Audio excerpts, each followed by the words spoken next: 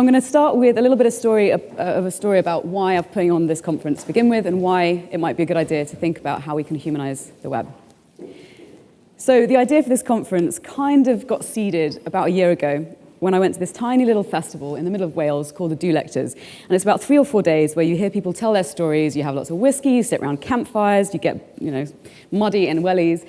And by the end of this fabulous 4 days, meeting extraordinary people, they do this charity auction where you can basically offer a service that they'll bid, you can bid on, and then all the funds will go to charity. And at this particular event, I met this lady called Tara, who was very quiet and was sitting in the corner, and she offered 5 days with her at the Presidio in San Francisco.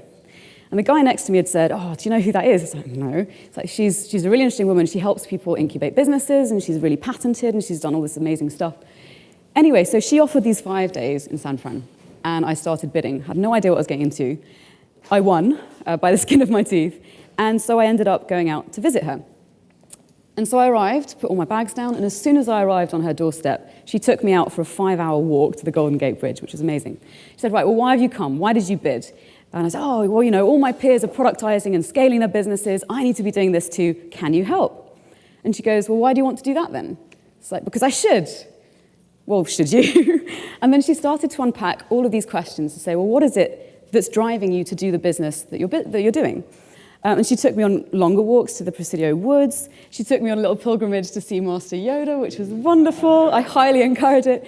And with all of these questions, I still couldn't really answer why I wanted to productize and scale my business. I just thought that's what you should do.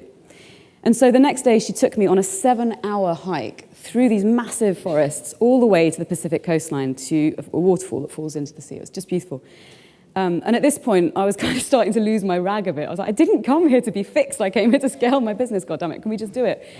And she said, well, what brings you meaning? I'm not going to start until you can answer some of these deeper questions.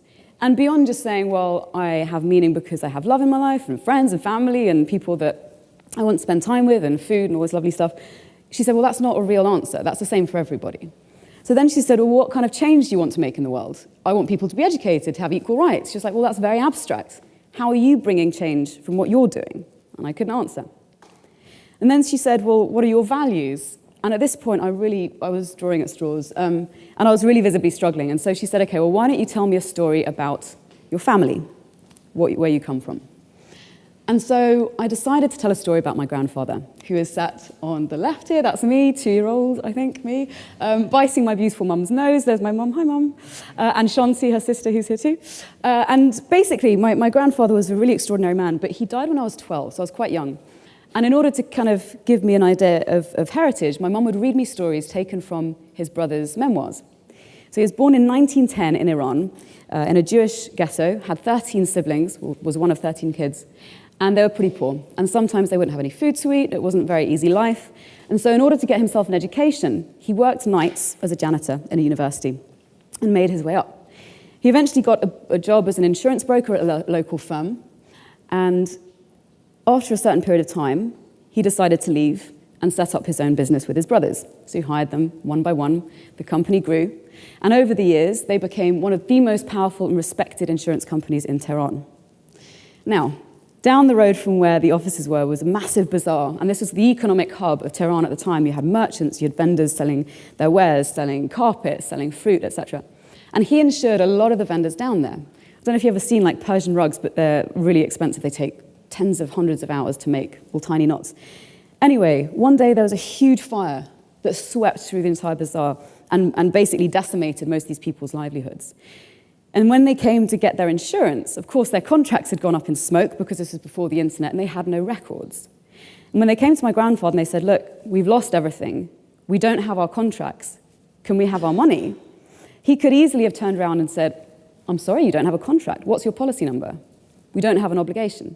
But he didn't, obviously. He went ahead and paid up. And for many of them, before he even assessed the damages, he paid up front so that they would have money so that they would be able to eat that week. Years later, it was this same integrity and the same approach that ended up saving his life when there was a period of deep political unrest, a huge mob came to the building, the insurance building where my grandfather and his brothers worked, and wanted to drag him out and beat him in the street. The men that he had helped those years ago, throughout the years, barricaded themselves against the building and stopped him and his brothers from being taken away. So him helping them save their livelihoods eventually saved his life. So how is this relevant to the conference, apart from being a nice sort of story? Well, I think it's interesting because it looks at the goals that we have for our businesses. And what I learned when I was talking with Tara was that we do have values, even if we're not explicit about what they are. And what's interesting with our goals as businesses is that, of course, we want to create things that help create an impact or that maybe give us a better standard of life or enable us to do the sort of passions that we have. But we also want to make money. But there is a problem. In the kinds of business that I was doing, I was helping people to get their short-term profits ahead of long-term gains. So I'd go into tech companies and say, well, yes, you could apply web psychology to increase conversions here, and this is how we make more persuasive, engaging marketing campaigns, and advising people how to do the former and not the latter. And I started to realize that there's a problem with this. If you think too short-term, you end up with all these unforeseen consequences, most of which can be quite negative and damaging.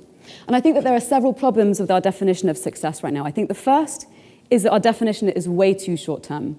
So when we work with companies, when you're working on your marketing campaigns or the products that you're creating, we take really campaign-based approaches, which are necessarily quite short.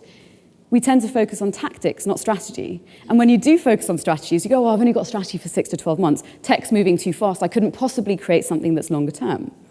If you're looking at CRO, so conversion rate optimization, again, what's the low-hanging fruit? How do we achieve these quick wins? The second problem with our definition of success right now is that it's too disconnected. And this is sort of revealed in the kind of language that we use to describe what it is that we're doing. So we refer to customers as users, not people. They're data points whose data we can pillage and use and sell. We also take no holistic approach. So instead of deciding, well, we're going to relate with this person and then track them consensually over a period of time, see what their experience is like and make it better for them, we take disparate points and try and create some sort of design based off of that. And also there's little investment in long-term relationships, typically. The third problem is that there's really very little sense of social impact. And this is starting to change over in the States, where I think it was last year, they're starting to create this thing called B Corps, so corporations that have social positive impact.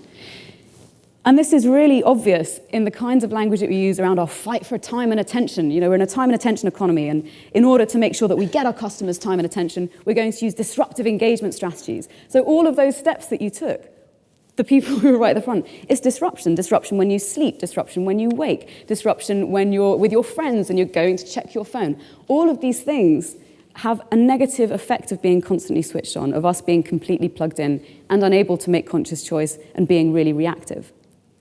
So I want to see if there is a better way, and I want to see if we can explore that today. And I think that there's a certain way that success could and should look like. And again, these are three factors. So the first, we have to think long-term. And this means looking at taking an iterative approach with our customers, with our design, with our interaction, based on qualified feedback, which can include understanding the entire customer journey from point A all the way through to Z, and also understanding how to optimize the entire user experience, the use of ethical CRO practices, what that might look like, and if we're designing products, what might an ethical product look like? How can we serve people's habits that are going to have a positive impact in their lives rather than undermine their time and attention? The second way that I would like to define success is one that is connected. So looking at our customers as people, not users. We are all customers, we are all users, we're all people. Let's change the way that we focus. So one way in which to do this would be to do holistic tracking. I know you can do this with Google Analytics, Universal Analytics, across multiple devices, and get people's opt-in. If you have customers that say, well, we trust you, you've established a good relationship with me, I will give you my data so that the entire experience can be better. That's going to yield much richer results to enable you to grow your business in a much more robust way. The third thing around success that I wanted to change is to make it empowering. To be able to enable people to more easily achieve their goals, which fundamentally means that we have to do our research and assess what their goals are by asking them, to maybe think about enabling them through something like neutral choice architecture. So instead of giving them a website or a platform or a design that's going to favor and encourage a specific course of action that aligns with your goals as a business, maybe giving them an option where those 3 or 4 choices are equally weighted, where they have a complete freedom of choice, and you're not nudging them down a particular path. And finally, default opt-outs for data sharing. And I think we're going to hear something around this when Ava speaks, but the idea that you own your own data, and if you are going to give it away, it's your choice because you own it. So why are we here? I'm here because I wanted to do a conference that I personally would enjoy attending, and so that's why I created it. But I think we're all here because we're passionate about tech and about the internet and about its future and how exciting it is. But also, I'm guessing you're here, like I am, because we want to have a stake in its future. So we want to be able to shape it in a way that we think is going to be more empowering. And I think that this approach has to be a humanized one, whereby tech serves the people and people don't serve their tech. So a humanized approach I would like to suggest to you is one where we're long-term in our business vision, where we're able to connect with customers as people, and that we can empower them to live, as Tara would say, their most possible life. There's also another element to this, though, which is our responsibility as individuals. Because as you'll have seen with the website and the marketing materials, I want to look at the business side and the individual side. And we need to be conscious in the actions that we take online. And in terms of assessing this, assessing it in terms of its long-term impact, so whether our tech is influencing our well-being, our productivity, our relationships, whether it's impacting us in the way that we connect with other people. So technology that encourages rather than subverts or undermines intimacy. In terms of sex tech, we'll hear this in the panel this afternoon, whether it encourages healthy behavior and a fulfilling sex life. And in terms of creating meaningful community that enables and supports us. And the third point, again, empowering. To make sure that the technology that we use and the way in which we engage with it empowers us for personal growth, for individual rights, also for collaboration, and respects our privacy at a fundamental level. So it's down to all of us across these three different structures, whether we're businesses or individuals or governments. And I would like to start today by inviting our first speaker to the stage, Eva Pascoe, who is absolutely brilliant, to talk with you about digital futures. And I will now hand you over. Thanks, Eva.